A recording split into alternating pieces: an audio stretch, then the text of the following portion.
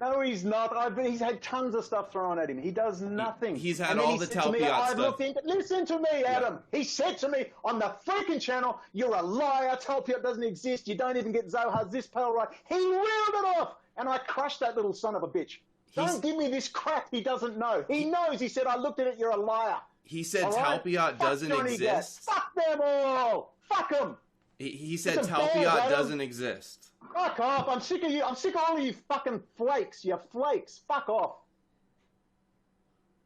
Did Brendan just leave? Yeah. Dude. There's no more beef between me and Brandon. Him, and even some of my fans, have criticized me for not covering certain topics. Well, here it is.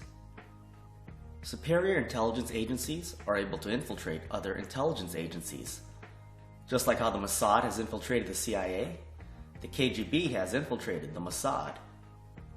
And within the intelligence community, the KGB is even seen by some as the forefather of the Mossad. But you can't blame Mossad because the school is an old school. It's an old Russian school that suggests that once you're a Mossad agent, you're always a Mossad agent. You cannot leave, you cannot immigrate, you cannot do other things. And you choose a life and you stick with that life. Mossad sold a backdoored version of Promise software to the Sandia Nuclear Development Laboratory, allowing them to steal some of the most sensitive US nuclear secrets. Rafi Eitan, who is behind Promise Software, also worked with Zalman Shapiro, the president of NUMEC, to steal bomb-grade uranium from the US.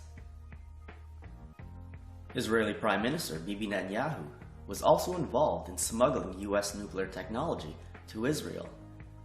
He conspired with Richard Kelly Smythe, the president of Milco, to illegally obtain nuclear triggers from NASA. Despite decades of nuclear espionage, Magal Security Systems, owned in part by the Israeli government, has contracts to guard nuclear power and weapon storage facilities in the US. So you have Mossad stealing nuclear secrets from the United States. Now let's look at KGB agents who have been caught stealing nuclear secrets from Israel. Yuri Linov was sentenced to 18 years in prison for spying on Israel's top-secret nuclear program in Dimona for the KGB.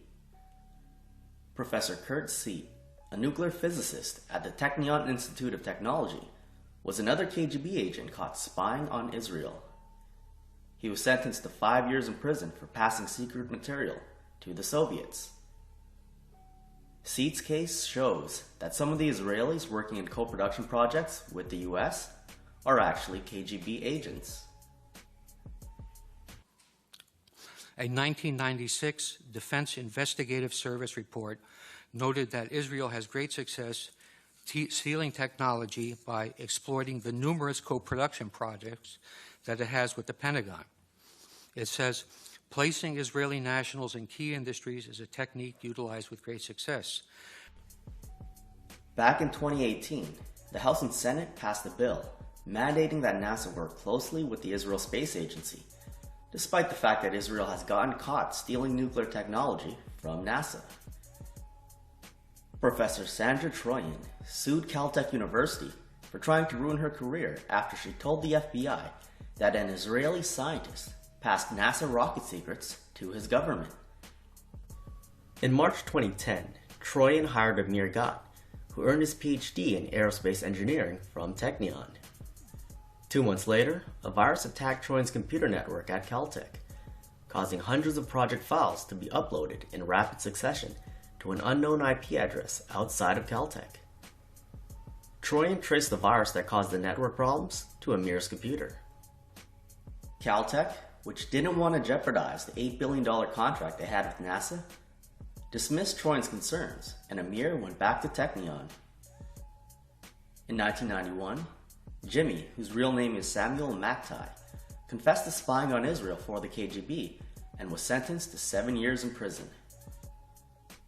He immigrated to Israel in 1972. After a couple years, he was appointed to a classified position in Israel Aerospace Industries Engineering Division, which at the time was working on the Lavi fighter jet, built by US technology. According to the documents released by KGB archivist Vasily Mitrokhin, Jimmy provided the Russians with a lot of information on that project and on other secret matters. So in these co-production projects, you have Israeli aerospace engineers stealing technology from the US. And you have Russian aerospace engineers stealing US technology from Israel. Some of us online are wondering why Whitney Webb decided to leave this information out. She's a very intelligent journalist, but her boss won't let her criticize Russian intelligence. Richard Silverstein, who wrote for Mint Press News for several years, did a piece on the KGB's infiltration of Israel. Then Manar Muhawesh, its CEO and editor, killed the piece. Don't you find it strange that Mint Press journalists criticize the CIA every day? Meanwhile, they're not allowed to criticize the KGB? There's a reason we don't hear about Russia's relationship with Israel in the alternative media. Pulitzer Prize winner Seymour Hersh wrote in The Samson Option that major secret decisions of the Israeli Defense Ministry, including dealings with nuclear weapons, were being leaked to Moscow. Yet investigators were unable to find out how the KGB was able to transmit its intelligence out of Israel. The investigators were able, however, to determine that only a small number of Israeli officials had access to all the material that had been funneled to the KGB, including at least one of Golda Meir's personal aides. Alexander Radelis, the former coach of Israel's national table tennis team, was sentenced to 4 years in prison on charges of spying for the KGB during his IDF service. Dr. Israel Beer, former liaison officer on intelligence to then Defense Minister David Ben-Gurion, was sentenced to 7 years in prison for passing data to the Soviets. The Shin Bet is Israel's equivalent of the FBI. Former Shin Bet officer Luke Jan Levi revealed all of their planned operations against the KGB to the Soviets and was sentenced to 10 years in prison. Gregory London, an engineer who was recruited by the KGB, immigrated to Israel in 1973. He worked on the maintenance and upgrade of the engine for the Israeli-made advanced Merkava tank and was sentenced to 13 years in prison for passing that technology on to the Soviets. Dr. Marcus Klingberg was the KGB's top spy at the Israel Institute for Biological Research, where Israel reportedly developed silent assassination measures used on occasion by the Mossad. He was arrested and sentenced to 20 years in prison. Shabtai Kalmanovich joined the Israeli Labor Party, was appointed to a position in the government press office, and worked as a mole for the KGB. He later moved to the Knesset and also had a close relationship with former Israeli Prime Minister Golda Meir. After being caught, he spent 5 years in prison, then was handed back to Russia as part of an intelligence deal in 1993. Once in Russia, he made millions of dollars working in organized crime and was later shot over 20 times near Putin's office. In Israel, many see Avigdor Lieberman as a Russian intelligence asset. While he was Minister of Strategic Affairs, Israel Defense reported that the Shin Bet withheld information from him pertaining to Iran, but gave Moshilan full access to information when he held the same position. Lieberman called Jewish Power Party's Ben-Gvir a Shin Bet agent. Gvir then sued Lieberman for defamation and called him a KGB agent. Because of his war crimes, former Israeli Prime Minister Ariel Sharon is widely known as the Butcher of Beirut. Meanwhile, Putin considers him an outstanding statesman and military commander. Putin stressed that Sharon will be remembered in Russia as a consistent supporter of friendly relations between Russia and Israel, who made a significant contribution to expanding mutually beneficial cooperation. Sharon's parents were Bolsheviks born in Russia. US intelligence analysts also believe that Sharon may be a Soviet asset. When Pollard got arrested, one CIA officer was quoted as saying, "If Mossad was involved, that means copies of everything were going to the KGB's Moscow center." Ariel Sharon was a prime minister when Israel attacked the US on 9/11. That means Russia knew the attack was going to happen. In 2001, Putin said that he had a premonition of the 9/11 attack. Quote, "I told my American colleague, this really worries me. I have a feeling something is going to happen, that they are apparently preparing something." CNN wasn't smearing Russia 20 years ago, and Russian state media corroborates this story. Putin telephoned Bush 2 days before 9/11 and warned him that there was going to be a terrorist attack coming out of Afghanistan. Former FBI agent Michael Gerald Dick told Sputnik that Russia's quick response helped the US focus on the real threats. But Russia didn't focus on Israel. Instead, they helped Israel pin the blame on Afghanistan and Osama bin Laden. Russia will continue to provide intelligence information we have collected on the infrastructure, location, and training of international terrorists, Putin said. When the US prepared to invade Afghanistan, Putin coordinated with Central Asian nations to allow US forces to use military bases of the former Soviet Union. After the US invaded Afghanistan, Putin came to Texas and Bush said, "You only invite a good friend to your home." In response, Putin said that the US was fortunate at such a critical time in its history to have such a man of character at its helm. He said this while Bush was launching the war on terror. But when I was asked the question, do you trust Vladimir Putin, in front of a huge press conference after our meeting, my answer was yes. I could have tried to be clever like Ronald Reagan, who had the great answer, trust but verify, but that would have sounded like plagiarism. And so I said, yes. And the reporter said, why? And I said, because I looked into his eyes and I saw his soul. Before the invasion of Iraq, Putin lied to Bush about Saddam planning terrorist attacks against the US. After September 11, 2001, and before the start of the military operation in Iraq, the Russian special services received information that officials from Saddam's regime were preparing terrorist attacks in the United States and outside it against the US military and other interests, said Putin. Both Putin and Bibi had foreknowledge of 9/11, and both of them lied about Saddam planning to attack the US. I said that the West really doesn't understand militant Islam. So I wrote a book in 1995, and I said that if the West doesn't wake up to the suicidal nature of militant Islam, the next thing you'll see is the militant Islam is bringing down the World Trade Center.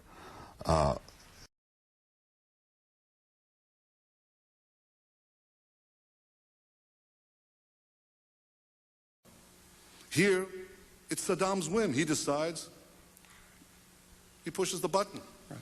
He has a peculiar way of resolving issues like that. And during the Gulf War, there was a debate, a problem of some medical shortages. He was sitting in the cabinet room, and he called the health minister to the other room, and he killed him.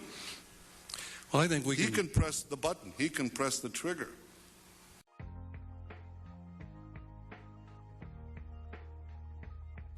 Jack Bernstein was an insider, an American Jew who moved to Israel, got familiar with the Zionist and Marxist movements, then decided to become a whistleblower.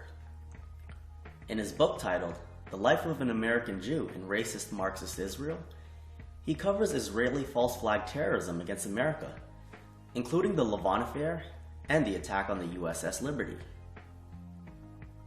He also predicted that 9/11 and the war on terror would happen. He writes, "When will Israel stir up another war? 1985? 1986? It is difficult to predict, but it is certain that Israel will cause another war.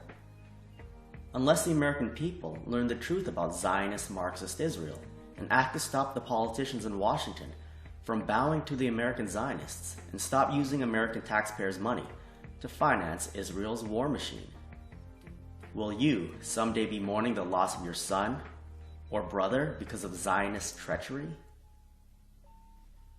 He also writes, "It isn't expected that the Moscow leg of the triangle will become militarily involved.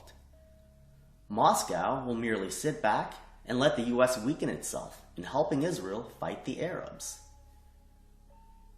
This is exactly what happened. When Bush launched the war on terror, Putin was egging him on. The US is bankrupting and demoralizing itself fighting Israel's wars. This also benefits Russia. Even Alexander Dugin, Putin's former advisor, admits this. The beginning of the 2000s, with simultaneous attack of terrorist group against New York, against United States, with the coming of power of Vladimir Putin in Russia, that was the moment of the when our decline stopped. That was the turning point in our history, in Russian history, when we stopped to decline. And when we stopped, that was as well the kind of new obstacle to this globalization and unipolarity that appeared immediately. Because unipolarity doesn't let Russia as a sovereign country to exist, doesn't give a right to exist. So China's growth as well, the other concept.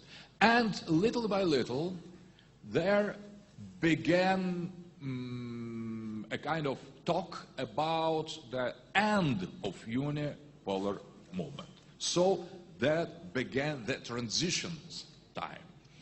But what is this transition? Because RT criticizes Bush's war on terror, some people believe that Putin is against it, but in reality, he supported it. This is just like when RT says that the West is backing terrorism when it supports Saudi Arabia, but completely ignores the fact that Putin is selling guns to the kingdom. Russia's state-owned media, RT, does this to make Putin look good. Russia is arming Syria and profiteering from the war. Despite this, some people believe that Putin is trying to end the war. Putin has allowed Israel to bomb Syria well over 200 times. They just have to give a heads up before they strike so Russians don't get killed. Israel's goal of destabilizing Syria has been successfully accomplished. Regime change was never the goal. Just over 2 months ago, Russia didn't shoot back when Israeli F-16s blew up a Syrian military complex. Russia still hasn't taught the Syrian army how to use the S-300, and this war has been going on for 8 years. Bernstein also wrote about the scenario. Quote, "Most people, and it seems most Arabs, are of the impression that since Soviet Russia sold equipment to Egypt and other Arab countries, the Soviets were in support of the Arabs in the 1973 war. This is a false impression. To understand that this is the result of more deceit on the part of Israel and the Soviet Union, you must be aware of the Golda Meir-Stalin-Kaganovich Pact. Golda Meir had been born in Russia, grew up in Milwaukee, Wisconsin, and in 1921 migrated to Palestine. In 1949, Golda Meir became Israel's first ambassador to the Soviet Union. Representing Israel, Golda Meir, a Bolshevik Jewess, met with 2 representatives of the Soviet Union, Kaganovich, a Bolshevik Jew, and Stalin, who married a Bolshevik Jewess. They made a secret agreement, a pact. The first part of the Soviet Union side of the pact was the Soviets would institute a pro-Arab policy solely as camouflage for its true intentions, which was to furnish aid to the Arabs, but never enough to enable the Arabs to destroy Israel. Egypt's Sadat realized that the Soviets had no intention of helping the Arabs win the war, that the Soviets, in selling them some equipment, were only trying to trap Egypt in the Soviet net. So Sadat kicked Soviet military advisors and civilian technicians out of Egypt. Russia is doing to Syria now what the Soviet Union did to Egypt. Even Gaddafi was saying the same thing as Bernstein, quote, "The Russians talk of all the weapons they are giving us, but it is propaganda." Gaddafi was right.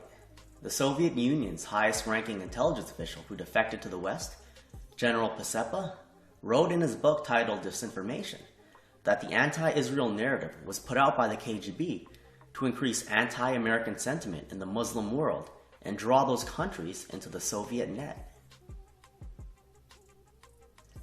Now on to the second part of the Soviet Union's pact with Israel. The Soviets would open the gates of Soviet satellite countries to Jewish immigration to Israel. Should this be insufficient, Soviet Russia then would open its own gates to emigration. But what we implicitly think is that science and technology drives progress and drive prosperity. They do, but only under certain conditions. If I had to say which is the country that had perhaps the best mathematicians, the best physicists, the best chemists, the best metallurgists, unqualified, I think I'd say the Soviet Union. Israel's Talpiot program is credited for turning the country into a technology juggernaut. Israel's tech boom began in the 1990s when more than 1 million Russian Jews arrived from the collapsing Soviet Union. With the Talpiot program very likely being comprised of many Russian Jews, we can't help but wonder how much of this technology is making its way back to Russia.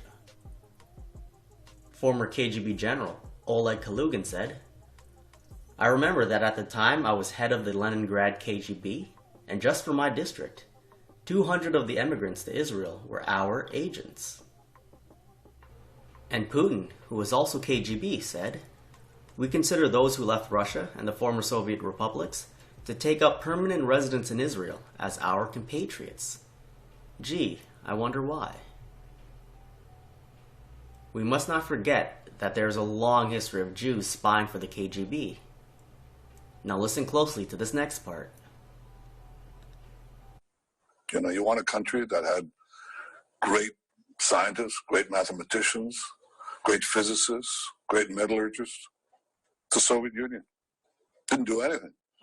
But if you took one of these guys, you know, smuggled him out, put him in Palo Alto, you know, within 2 weeks he was producing a lot of added value. He was producing wealth.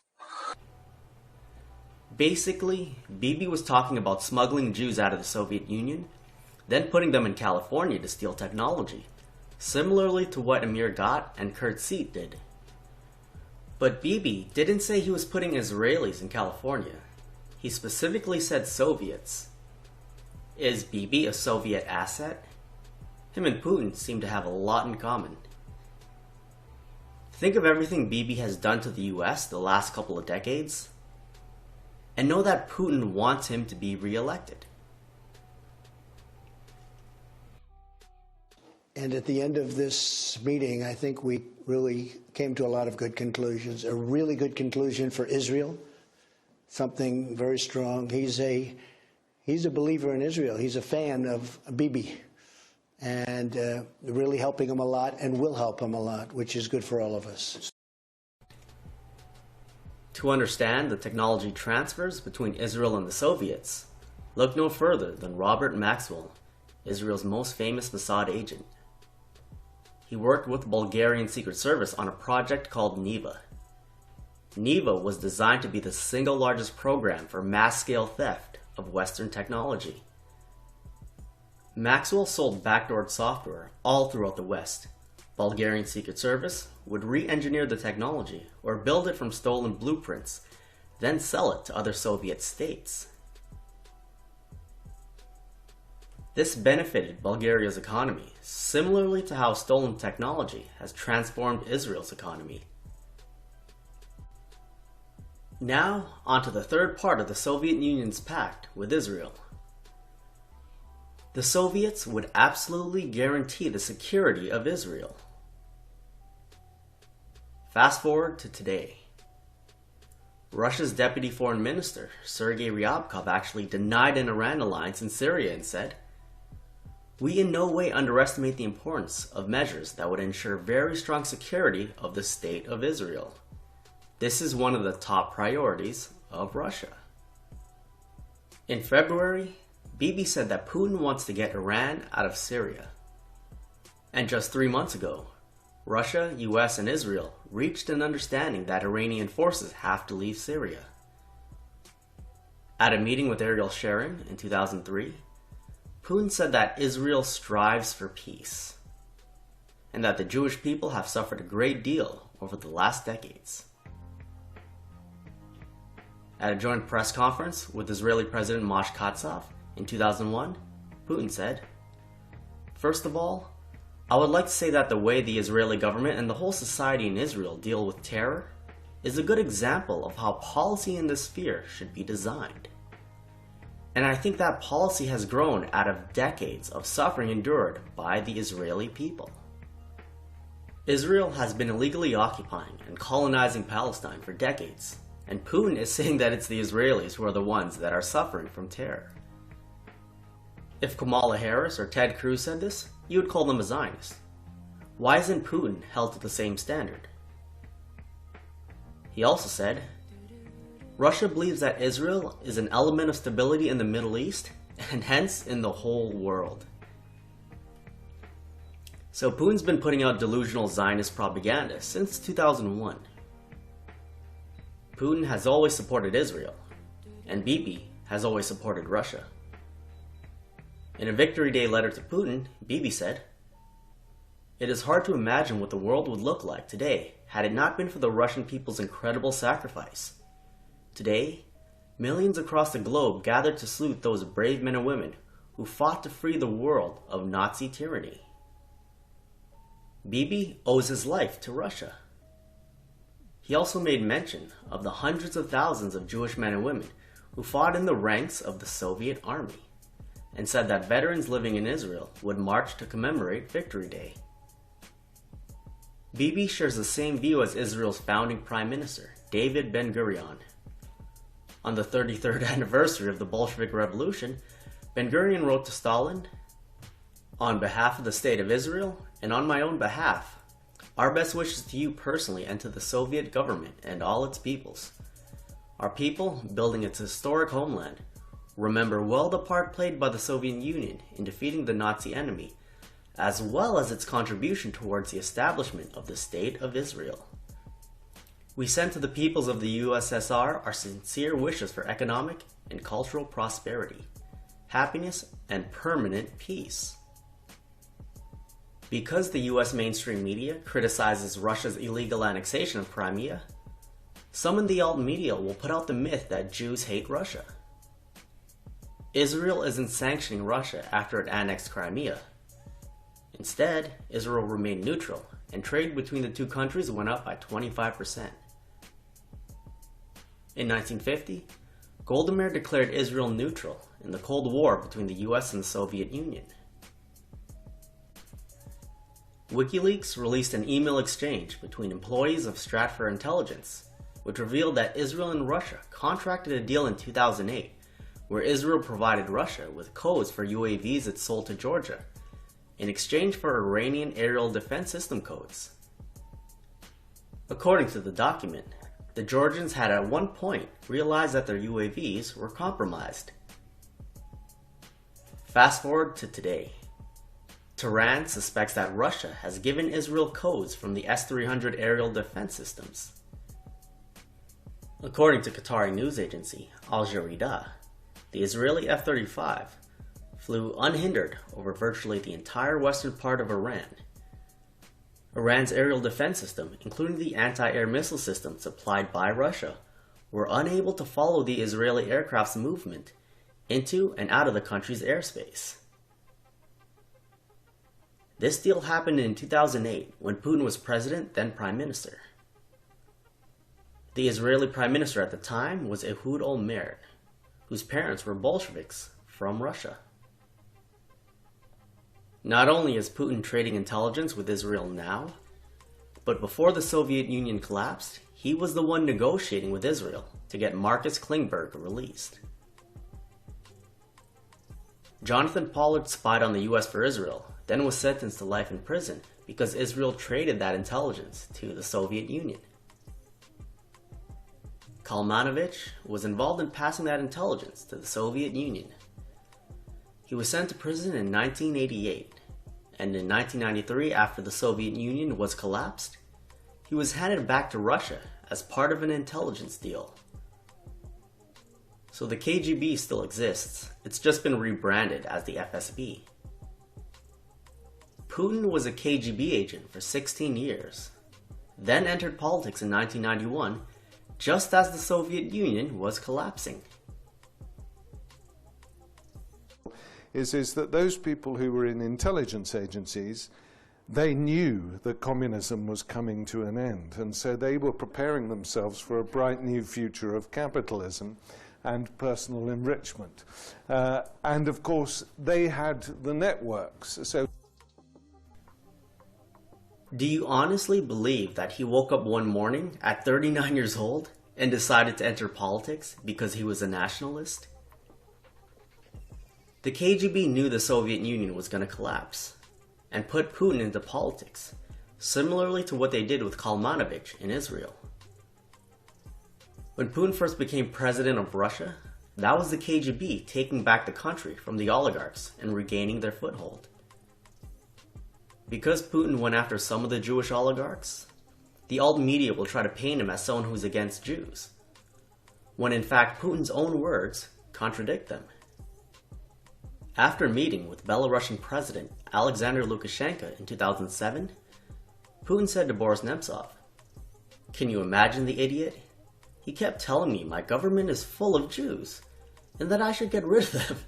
He even said you are Jewish, and that I should get rid of you too." That's a sample of what I'm going to cover in a future episode. Now, let's get to the history of the Soviet Union. The ideology of communism was created by Karl Marx, who was Jewish. The Bolshevik Revolution, which RT celebrates, was financed by Jewish-American banker Jacob Schiff. The Bolshevik Revolution was led by Leon Trotsky and Vladimir Lenin, who were both Jewish.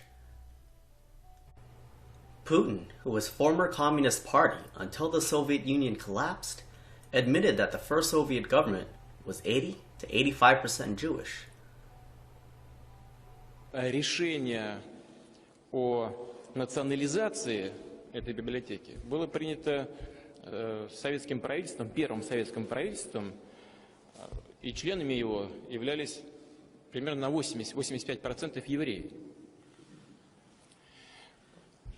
What I'm saying is a lot of Israelis originate from the former Soviet Union, and we do care about their fate. Even when Lenin died and Stalin took over, Israeli historian Sever Plocker writes that the Soviet Union's leadership was still predominantly Jewish. I'm not trying to blame all Jewish people for communism. What I'm doing here is trying to illustrate the relationship between Israel and Russia. Many of Israel's early inhabitants were Russian-born. They spoke Russian, read books and sang songs in Russian, and thought and dreamed in Russian. Stalin actually played a major role in creating the State of Israel. This is something that is rarely brought up because Israel is busy masquerading itself as a Western democracy in the Middle East. Stalin organized the Eastern European communist states to vote for the creation of Israel, and that bloc provided the 2/3 majority needed for victory in the UN vote of November 1947. Without Stalin, Israel would have never been a state. The Soviet Union shipped tanks and planes to the new Israeli army. This was a major reason why the Jews were able to expel the Arabs in 1948. Israel's founding Prime Minister, David Ben-Gurion, said, "Without the Soviet arms, the state would have never survived the onslaught of 5 Arab armies. David Duke, who used to be extremely critical of Stalin, is now pushing Russian propaganda, claiming that Stalin was a Russian nationalist and that he created Israel and purged Jews because he wanted to put Russia first, not because he wanted to infiltrate the West. And there are people out there who believe him. Remember, this is the same guy that's telling you that Trump is playing 3D chess. By simply recognizing Jerusalem as the capital of the Jewish state, President Trump has struck a mighty blow against the criminal Jewish supremacist state of Israel. But Donald Trump may have done the ultimate deep chess, or what they call 3D chess move. At a meeting with Shimon Peres in 2012, Putin said that it is no accident that the Soviet Union was among the initiators and supporters of the creation of the State of Israel. Stalin helped create the State of Israel because he hoped it would create chaos in the region and bring about the downfall of the West. This is exactly what has happened. Israel is destroying the US from within. Russia doesn't have to fire a shot. If I'm Putin, Israel is my best friend. Follows the statement of a very ancient Chinese philosopher, Sun Tzu, who was born 500 years BC, before Jesus Christ, who said something to the effect that fighting war on a battlefield is the most stupid and primitive way of fighting a war. The highest art of warfare is not to fight at all, but to subvert anything of value in your enemy's country, be it moral traditions, religion, respect to your authority and leaders, cultural traditions, anything. Put white against black, old against young, I don't know, wealthy against poor, and so on. Doesn't matter. As long as it disturbs society, as long as it cuts the moral fiber of a nation, it's good. מי הקים את הקג"ב? לפני כן קראו לו עין כבודד. יהודי? In 2010, former US President Bill Clinton said that Russian Jewish immigrants to Israel were an obstacle to peace with the Palestinians, and that they were the hardest core people against the division of the land. I don't support Clinton, but he does bring up an important point here. Zionists are doing to the Arabs exactly what the Bolsheviks did to Europeans. Speaking at Voting Democracy 2015, Avigdor Lieberman said, "Whoever is not with Israel, we should take an axe and lower his head." During the Soviet Union, anti-Semitism was punishable by death. This was verified by Nobel Peace Prize winner and Russian historian Alexander Solzhenitsyn in his book titled 200 Years Together. Lieberman was basically saying that he wants to rule in Israel the way they ruled in the Soviet Union. Lieberman is the living face of Bibi Netanyahu's Zionist policies. I sometimes think he would have rather remained in Russia so long as it was the Soviet Union and so long as he were in a significant position of power there. In addition to reminding me of Cheney, he is reminiscent of, and indeed might well be a latent version of, Joseph Stalin. Also, in the third part of the Soviet Union's pact with Israel was to exchange intelligence reports with each other. Moshe Dayan, the Israeli defense minister in 1967, was the one who ordered his troops to attack the USS Liberty. According to former CIA station chief Wilbur Evelyn Crane, Dayan then blackmailed the US, threatening to give all of their intelligence to the Soviets if they didn't drop their investigation of the Liberty. This is like murdering someone's family, then threatening to murder them if they dare talk about what happened. The US government covered up what happened on the Liberty, and Israel gave the intelligence to the Soviets anyway. Then Prime Minister Yitzhak Shamir was the one who authorized trading Pollard's stolen intelligence to the Soviets. He was also the one who told Rafi Eitan to get Robert Maxwell to market Promise software. Ari Ben-Menashe, former intelligence advisor to Shamir, was the one who hired Yehuda Ben-Hanan to create the backdoor for Promise. Shamir told Ben-Menashe that he viscerally hated the US and that the first thing he would do as prime minister would be to open the Soviet bloc to Israel. And that's exactly what he did. Shamir was a Bolshevik born in Russia. Seymour Hersh wrote that while Shamir was in the Mossad during the 50s and the 60s, he was known for his efforts to improve relationships with his KGB counterparts. An unnamed Israeli told Hersh that Shamir's relaying of information to the Soviets was his way of demonstrating that Israel could be a much more dependable and important collaborator in the Middle East than the Persians and Arabs. Quote, "What Arab could give you this?" He's absolutely right. Israel is able to offer Russia and China Western technology and their main rivals' intelligence. This is something that Iran and Syria can't do. Aside from the Belt and Road Initiative, this is why Russia and China have such a close relationship with Israel. So today I have one message for anyone seeking to defend themselves from cyber attack.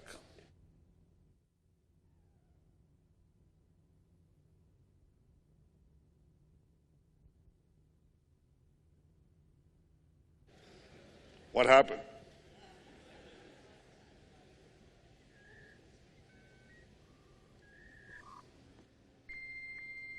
Ladies and gentlemen, this conference has just been hacked.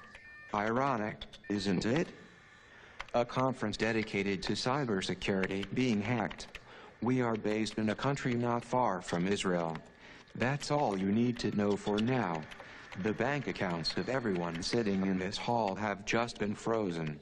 The intellectual property of your companies is in our hands. So are your private conversations. This information is being sent to your competition and your enemies. Have a nice day.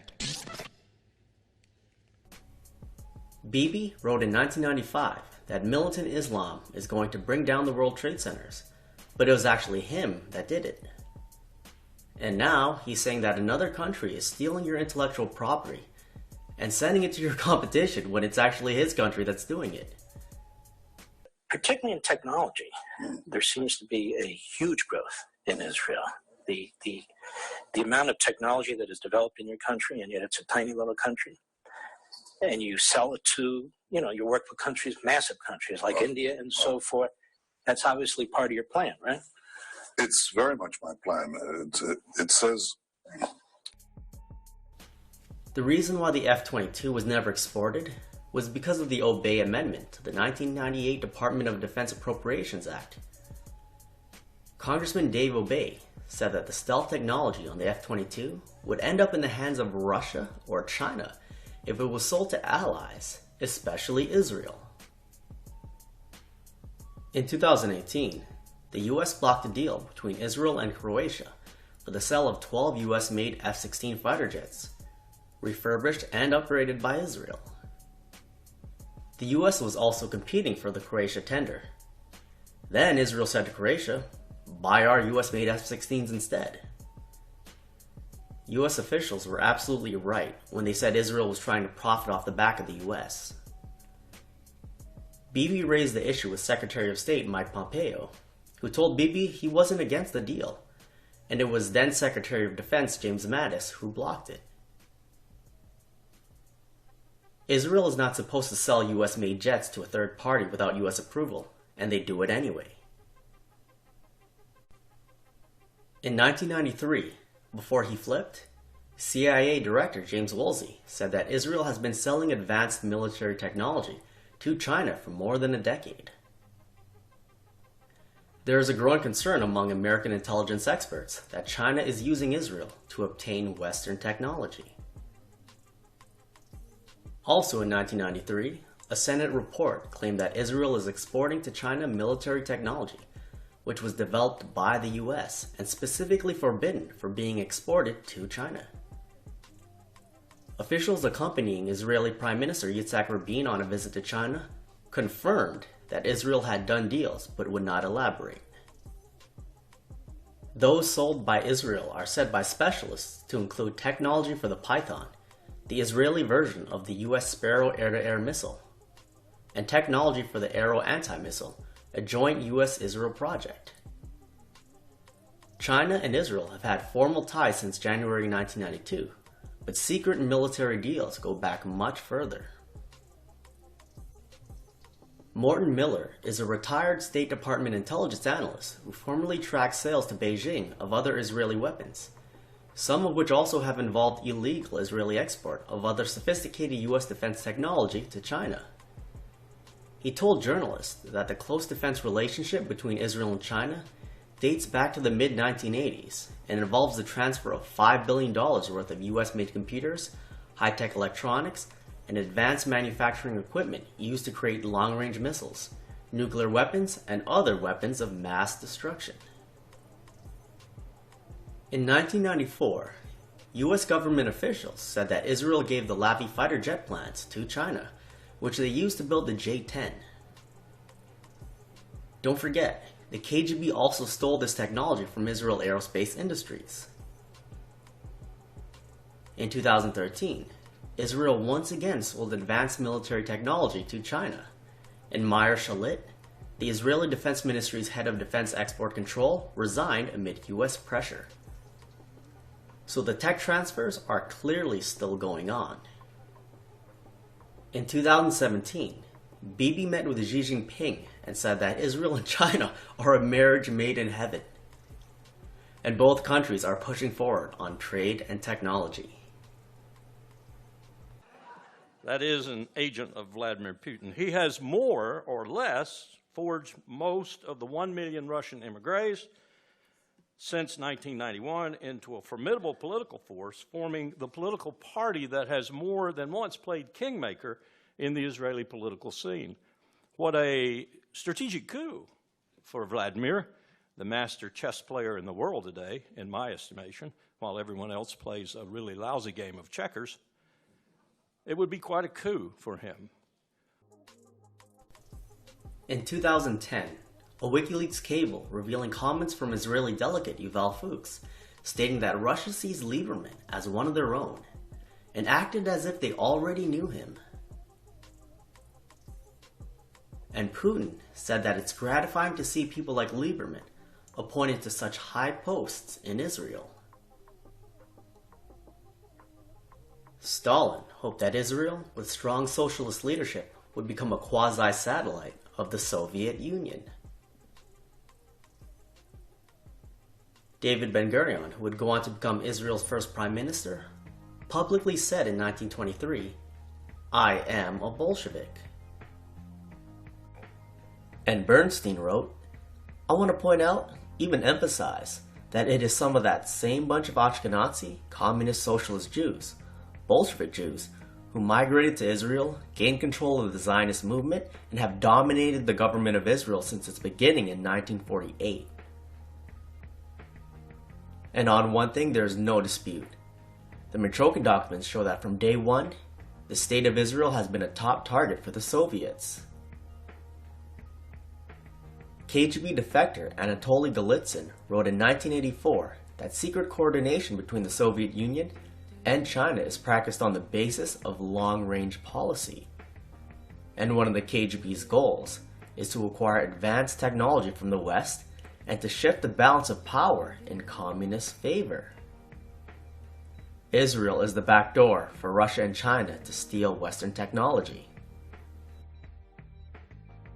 As the gentleman from Moscow indicated, this is something significant for Moscow now to actually take the first step, and for Israel as well to take the step from this side to be the first one to transfer Western technology to Russia.